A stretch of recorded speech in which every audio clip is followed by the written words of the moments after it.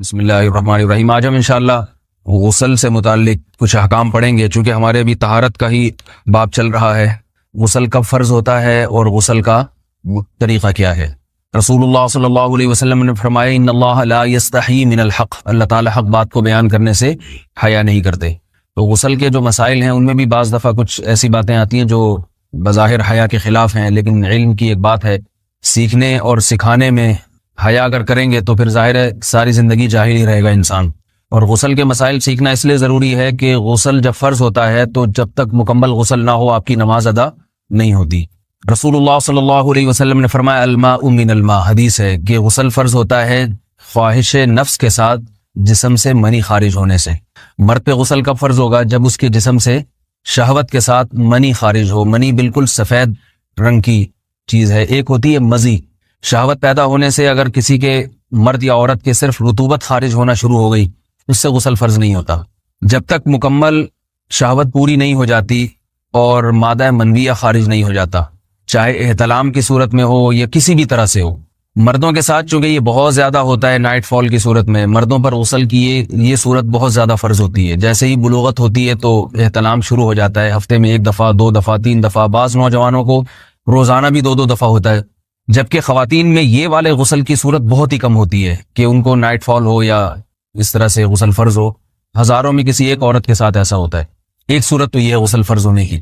دوسری صورت کیا ہے کہ جب انسان اپنی زوجہ کے ساتھ ملاپ کرے اور انٹرکورس ہو جائے، چاہے اس صورت میں ڈسچارج دونوں میں سے کوئی ہو یا نہ ہو، لیکن دونوں پہ غسل فرض ہو جائے گا، مرد پہ بھی اور عورت پہ بھی۔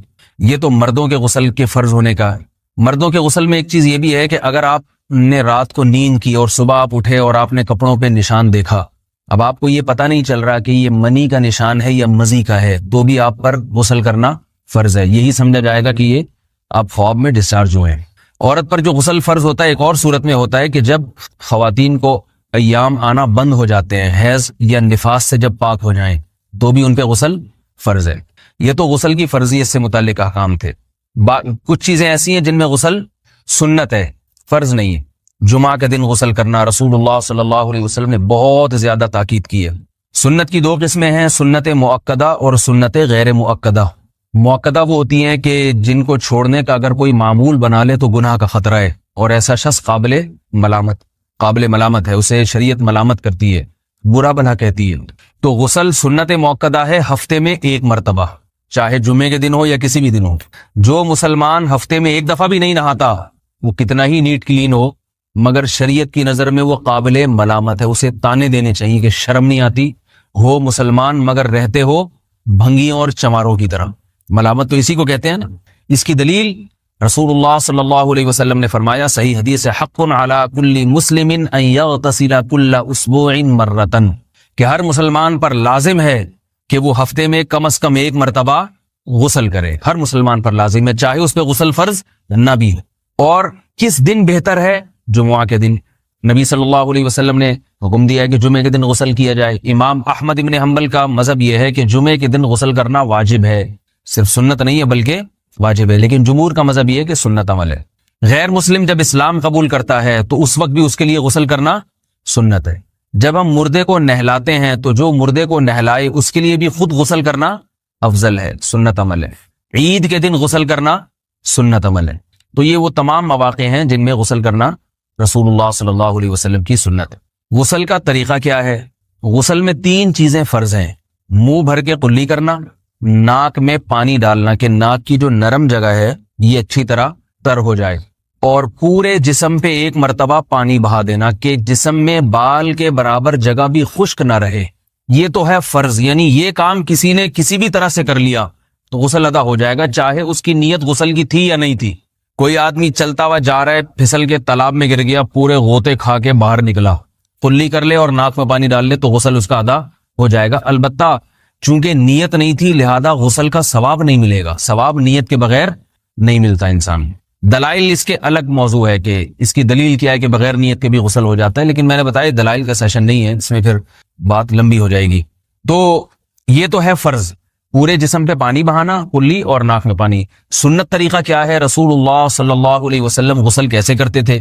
سنت طریقہ جس پہ جو اختیار کرنا چاہیے وہ طریقہ یہ ہے کہ جب آپ غسل کے لیے بیٹھیں تو سب سے پہلے وہ جگہ دھوئیں جہاں نجاست اور ناپاکی لگی ہوئی ہے. نائٹ فال ہوا, کسی کو احتلام ہوا, تو جہاں جہاں گندگی لگی ہے پہلے اس جگہ کو دھوئیں. استنجا کریں, شرمگاہ کو دھوئیں اچھی طرح. سمجھ رہے ہیں بات کو؟ اس کے بعد ہاتھ دھوئیں اور مکمل وضو کریں جیسے ہم عام حالات میں وضو کرتے ہیں. مکمل وضو کرنے کے بعد دائیں کندھے پہ پانی ڈالا, لیفٹ سائڈ پہ پانی ڈالا. پہلے زمانے میں تو چلو سے غسل ہوتا تھا, ہاتھ دھو لیے تو اب چلو سے پانی لے کے یہاں ڈالا جا رہا ہے, چلو سے پانی لے کے یہاں ڈالا جا رہا ہے, پورے جسم پہ ملا جا رہا ہے, اور چلو سے پانی لے کے 3 دفعہ سر پہ ڈالا جا رہا ہے. تو آج کل چلو ولو تو ہے نہیں, شاور کے نیچے جا کے کھڑے ہو جاتے ہیں. تو اس میں یہ کہ شاور کھولے اس میں کھڑے ہو جائیں, سارے چلو اس میں خود بخود ہی ہو جائیں گے, پورے جسم پہ پانی بہہ جائے گا. نبی صلی اللہ علیہ وسلم کے دور میں یہ جدید چیزیں نہیں تھیں, شیمپو اور صابن. تو آپ صلی اللہ علیہ وسلم بیری کے پتوں سے غسل کی ترغیب دیا کرتے تھے. بیری کے پتوں کو اگر پانی میں پکایا جائے تو پانی میں میل کچیل صاف کرنے کی صلاحیت بہت بڑھ جاتی ہے. ہمارے زمانے میں اس تکلف کی ضرورت نہیں ہے, صابن ملتے ہیں اس سے نہایا کریں. بہرحال کہنے کا مقصد یہ آپ لوگوں سے, تو یہ سنت طریقے سے غسل ہو جائے گا آپ کا.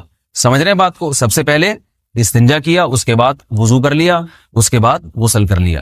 اگر کسی نے غسل میں وضو نہیں کیا اور ویسے ہی پورے جسم پہ پانی بہا دیا تو بھی اس کا وضو خود بخود ہو جائے گا. اس غسل سے وہ نماز پڑھ سکتا ہے, کیونکہ بعض لوگ غسل کرنے کے بعد دوبارہ وضو کر رہے ہوتے ہیں. اس کی ضرورت نہیں ہے, کیونکہ جب غسل کرتے ہیں تو وضو والے اعضاء تو خود بخود اس میں دھل جاتے ہیں. یہ ہے غسل کا طریقہ. وضو کیسے ٹوٹتا ہے؟ جن چیزوں سے غسل فرض ہوتا ہے ان چیزوں سے وضو تو بہرحال ٹوٹتا ہی ہے. اس کے علاوہ بھی وضو ٹوٹتا ہے. اس سے پچھلے لیکچر میں نے کچھ تفصیل بتائی تھی کہ نجاست جسم سے کہیں سے بھی خارج ہو جائے یا نجاست نکل کے بہہ پڑے. اگر قضاء حاجت کی جگہوں سے نجاست خارج ہوئی ہے تو نظر بھی آ جائے وضو ٹوٹ جائے گا, اور قضاء حاجت کے علاوہ جگہوں سے اگر نجاست خارج ہوئی ہے, خون وغیرہ ہے جیسے, تو جب تک نکل کے بہے گا نہیں تو اس وقت تک وضو نہیں ٹوٹے گا. سمجھ رہے ہیں بات کو؟ وضو کا طریقہ کیا ہے؟ سب سے پہلے دونوں ہاتھوں کو دھویا جائے, 3 دفعہ کلی کی جائے, مسواک کی جائے, 3 دفعہ ناک میں پانی ڈالا جائے, پھر پورے چہرے کو پیشانی, یہ جو ہے جہاں سے پیشانی ہماری شروع ہو رہی ہے اور تھوڑی کے نیچے تھوڑی جہاں ختم ہو رہی ہے, اور ایک کان کی لو سے دوسرے کان کی لو تک 4 اعضاء ہیں وضو میں دھونا فرض ہیں. 1 چہرہ, نمبر 2 بازو, نمبر 3 سر کا مسا, چوتھا ہی سر, اور نمبر 4 پاؤں کو دھونا. اس کی دلیل قرآن مجید کی مشہور آیت ہے فَاغْسِلُوا وُجُوهَكُمْ وَأَيْدِيَكُمْ إِلَى الْمَرَافِقِ. اللہ فرماتے ہیں ایمان والو, جب نماز کا ارادہ ہو تو اپنے چہروں کو اور اپنے ہاتھوں کو دھو, سر کا مسا کرو اور پاؤں کو ٹخنوں سمیت دھو. دھونے کا حکم ہے قرآن مجید میں. البتہ سر کے بارے میں یہ نہیں آئے پورے سر کا مسا کرو, بلکہ آ رہا ہے وَامْسَحُوا بِرُؤُوسِكُمْ. با کا لفظ ہے, با آتی ہے تبعیض کے لیے کہ سر کے بعض حصے کا مسا. اب بعض حصے کا قرآن حدیث میں کہیں تذکرہ نہیں ہے, تو اس میں فقہاء کرام کے اجتہادات ہیں. امام شافعی فرماتے ہیں تھوڑا سا بھی ٹچ کر لیا سر کو ہو جائے گا. امام ابو حنیفہ فرماتے ہیں نہیں, کم از کم 1/4 کا ہونا ضروری ہے. سب کے اپنے اپنے دلائل ہیں, ان دلائل میں نہیں جاتا.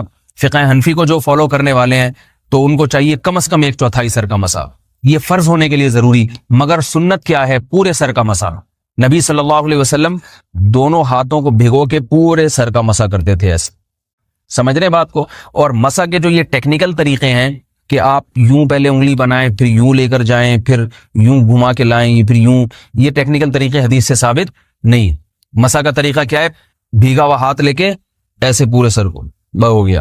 پھر حدیث میں یہ بھی ہے کہ یوں لے جاؤ اور یہ بھی ہے کہ 2 واپس بھی لے کر آؤ, دونوں طرح سے ثابت. تو ایسے بھی کر سکتے ہیں کہ یوں لے جائیں, اور ایسے بھی کر سکتے ہیں لے کے جائیں اور پھر واپس بھی لے آئیں, دونوں طریقے جائز ہیں. لیکن کم از کم سنت اتنی ہے کہ پورے سر کا مسا ہونا چاہیے. بعض لوگوں کو شو مارنے کا شوق ہوتا ہے, اگر وہ واپس لائیں تو بال ان کے خراب ہو جاتے ہیں, کہتے ہیں یار یہ پھر مسئلہ خراب ہو جائے گا, تو پھر ایسے لوگ صرف یوں ہی لے جائیں کافی ہے. افضل تو یہ کہ یوں بھی لے جائیں یوں بھی لے جائیں, دونوں طرح سے صحیح ہے. بہرحال دونوں حدیث سے ثابت ہیں. سمجھ رہے ہیں بات کو؟ اور یہاں ایک اہم مسئلہ بتا دوں, قرآن مجید نے پاؤں کو دھونے کا حکم دیا ہے, پاؤں پہ مسا کرنے کا حکم نہیں دیا. اور حدیث میں خفین پر مسا کرنے کا حکم ہے. تو قرآن اور حدیث کو فقہا نے جمع کیا ہے, لہذا وہ موزے جن میں آسانی سے پاؤں دھوئے جا سکتے ہیں ان میں چاروں ائمہ کے نزدیک پاؤں پہ مسا کرنا جائز نہیں. سعودی عرب میں جو بعض سلفی حضرات اور یہاں ہمارے ہاں بھی اہل حدیث حضرات نے عام موزوں پر بھی جو مسا کی ایک روایت ڈال دی ہے, اسلاف میں, تابعین, تبع تابعین میں اور چاروں ائمہ کے مذاہب میں اس کا ثبوت نہیں ملتا. اگر اسلاف میں کوئی قائل بھی ہے تو ایک شاذ قول, اکا دکا قول ملتا ہے, ورنہ یہ ائمہ اربعہ کے مذہب کے خلاف ہے. اور جو احادیث جو نقل ہوتی ہیں صحیح سند کے ساتھ ان کے بھی خلاف اور قرآن کی آیت کے بھی خلاف ہے. اس لیے کسی نے عام ساکس پہ اگر مسا کر لیا، جو عام طور پہ آفس پہن کے جاتے ہیں لوگ، اس میں تو پاؤں، آپ اگر ساکس کو پانی کے نیچے رکھیں پورا پاؤں دھل جائے گا آرام سے. تو وہاں کیا ہو رہا ہے کہ قرآن مجید کے حکم کی مخالفت لازم آ رہی ہے، آپ پاؤں دھو نہیں رہے. تو اس لیے ہم یہ سمجھتے ہیں کہ اس صورت میں نماز ادا نہیں ہوگی. سعودی عرب میں بعض سلفی حضرات نماز پڑھاتے ہیں، وہ ایسے ہی کرتے ہیں کہ عام ساکس پہ مسا کر کے نماز پڑھا لیتے ہیں. تو فتویٰ اسی پر ہے کہ ان کی اگر کسی کو یقین ہے کہ اس نے عام ساکس پہ مسا کر کے نماز پڑھائی ہے تو اس کے پیچھے نماز ادا نہیں ہوگی، کیونکہ قرآن کے مطابق اس کا وضو ہوا ہی نہیں ہے. صدیوں تک کوئی بھی اس قول کا قائل نہیں رہا ہے کہ عام ساکس پہ بھی مسا ہو جاتا ہے. یہ ابن تیمیہ رحمہ اللہ تعالیٰ 7ویں صدی میں اس کے قائل تھے، اور تابعین میں اکا دکا قول ملتے ہیں اس کے، لیکن شاذ قول ہیں، مرجوح قول ہیں جن پر امت نے فتویٰ نہیں دیا. اور اب سعودی عرب میں بعض سلفی حضرات اس کے قائل ہیں.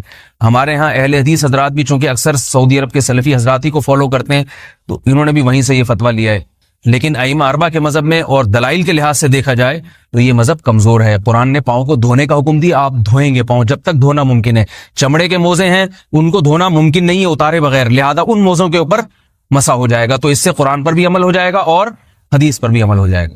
اس لیے ائمہ اربعہ نے جو قرآن و حدیث کو سمجھ کے جو فیصلہ کیا ہے اس پہ چلنا ہمارے لیے زیادہ مفید ہے بنسبت آج کل کے جو علماء ہیں ان کی اپنی ذاتی آراء پر. اس لیے یہ بھی ایک وضو سے متعلق اہم مسئلہ تھا.